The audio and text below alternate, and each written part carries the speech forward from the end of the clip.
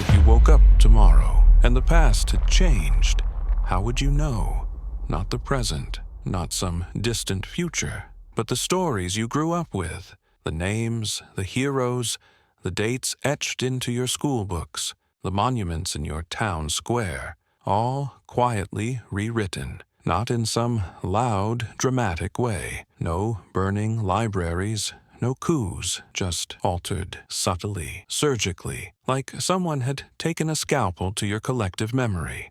This isn't a thought experiment. It's happening right now. A few years ago, an ordinary student in Poland was researching a World War II massacre for her thesis. One night, she refreshed a Wikipedia page she'd been using for months, and suddenly, the death toll was different. The name of the commander had been changed. Entire paragraphs of historical context had vanished. At first, she thought it was a glitch, a caching issue. But when she checked the edit logs, she found dozens of coordinated edits made within a single hour by anonymous users from different IP addresses across 3 countries. When she tried to correct it, the edits were rolled back almost instantly, and then her account was flagged. It wasn't an isolated case. Across the world, small groups, sometimes anonymous, sometimes backed by states, sometimes driven by ideology, are working to alter historical records in ways that are almost invisible until it's too late.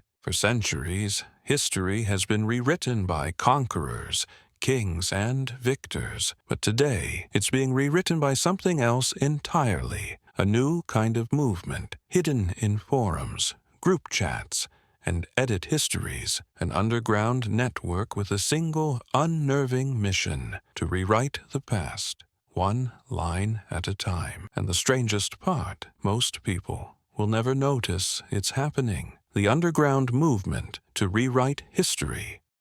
History has always been fragile. For most of human existence, our past lived inside people's heads, passed down through campfire stories, oral traditions, fading songs. When the storytellers died, so did their version of the past. What survived was whatever someone else decided was worth remembering. Then came stone, then parchment, then print. Each new medium gave memory a longer lifespan, but also made it easier to control. The Roman Empire rewrote conquered histories to glorify itself. Medieval kings ordered chroniclers to erase the names of their rivals. Ancient Egyptian pharaohs famously chiseled out the faces of their predecessors, as if to say, if I remove your image, you were never real. And people believed it, because most didn't have another version to compare it to. In the 20th century, the stakes grew higher. Photographs and film gave us the illusion of permanence, that the camera could preserve truth forever. But even that proved fragile. In Stalin's Soviet Union, photographs were systematically edited to remove purged officials from history. One year, a man stood proudly beside Stalin in Red Square. The next year, he was airbrushed away, not just from the image, but from textbooks, state records, and collective memory. Millions grew up never knowing he existed. In Mao's China, one day's hero became the next day's traitor. Statues came down. Streets were renamed. Children learned new versions of events as if the old ones were fantasies. But at least in those eras, the changes came from the top down. You could point to the government, the state, the propaganda machine. You knew who was rewriting history. Today, it's different. Our historical memory lives on servers. Textbooks are being replaced by search engines. Archives have gone digital. The primary sources of truth now sit behind login screens, editable fields, and algorithmic filters. A single Wikipedia page can have thousands of edits in a month. A word swapped here. A date shifted there. A paragraph rephrased to soften the role of a regime. And unless you were watching the page at the exact moment it changed, you'd never notice. Even the Internet Archive, the so-called memory of the web, can be manipulated. Certain governments have successfully pressured it to remove historical snapshots. Some corporations flood it with fabricated documents, hoping to muddy the historical trail. And beyond platforms, there's us, ordinary people. Our memories aren't perfect archives. We misremember, we fill gaps, we rely on what's easiest to access, and in a world where the most convenient source often outranks the most accurate one, that vulnerability becomes an open door. We like to imagine history as something carved in stone, but the truth is, it's written in sand, and the tide is rising. This is the environment in which the underground movement thrives, not in secret bunkers or smoky back rooms, but in the cracks between our digital systems, in the blind spots of our attention, in the spaces where history can be quietly nudged, one keystroke at a time. If the past lives online, then whoever controls the platforms controls the past. In the old world, history was kept in archives, libraries, and museums, places guarded not just by locks and walls, but by systems of accountability. You could trace a change, find a signature, examine the original document. But in the digital era, our collective memory is guarded by something far more opaque: algorithms, terms of service, and a handful of companies that most of us will never meet. Think about it. If you wanted to learn about an obscure event in your country's history, where would you go first? You probably wouldn't open a dusty encyclopedia. You'd search it.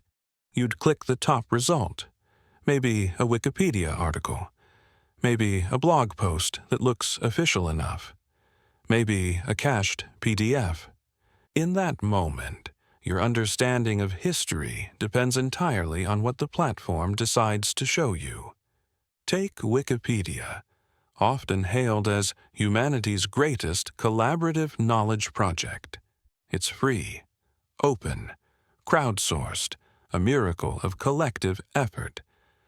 But it's also astonishingly fragile. Wikipedia is edited around the clock by millions of volunteers. Some are passionate historians. Others have different agendas. Over the years, coordinated editing groups, sometimes nationalist, sometimes ideological, sometimes state-backed, have learned how to game the system. They work slowly, patiently. Instead of making outrageous edits that get caught immediately, they make hundreds of tiny ones over weeks and months, each barely noticeable. A softened adjective here, a removed citation there, a new alternative perspective slipped into the middle of a paragraph. And because Wikipedia's structure rewards persistence, not necessarily accuracy, these slow edits often stick. By the time an unsuspecting reader arrives, the page looks stable, neutral, trustworthy. But it isn't the same history anymore. Then there are search engines. Google receives over 8.5 billion searches every day. And its algorithms decide, silently, which pages you see first. If a historical narrative gets downranked, buried, or mislabeled, it might as well not exist. This isn't always malicious. Sometimes it's just SEO, engagement metrics, or the quirks of machine learning. But for someone who knows how to exploit those quirks, history can be pushed, reshaped through visibility alone.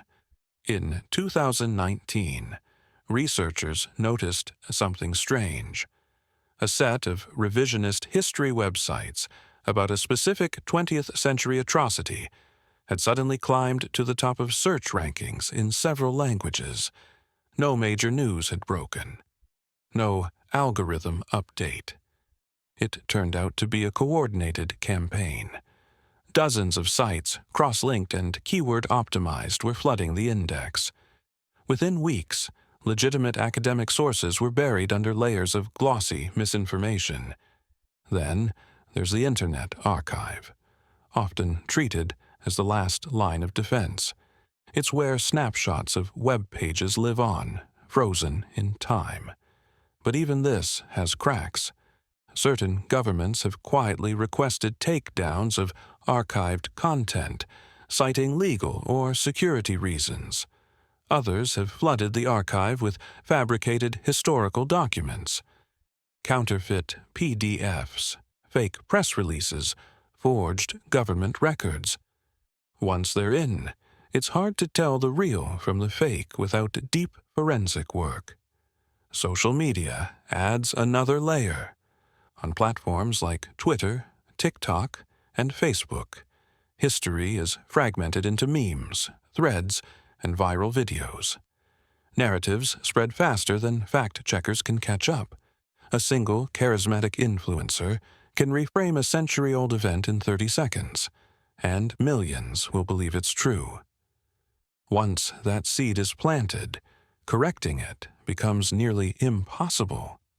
All of these systems, Wikipedia, search engines, archives, social media, have become gatekeepers, not intentionally malicious, but structurally decisive. They determine what survives, what fades, and what gets rewritten in real time. And here's the thing most people don't realize.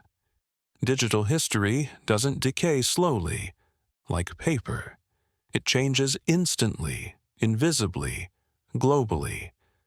A single edit, cached and indexed, can overwrite the past for millions within seconds. We trust these platforms because they're convenient, because they're fast, because they feel neutral. But neutrality is an illusion. Every platform has vulnerabilities, and there are people who know exactly how to exploit them. Some are lone ideologues. Some are governments. Some are members of a growing underground movement, one that doesn't just want to interpret history differently. They want to own it.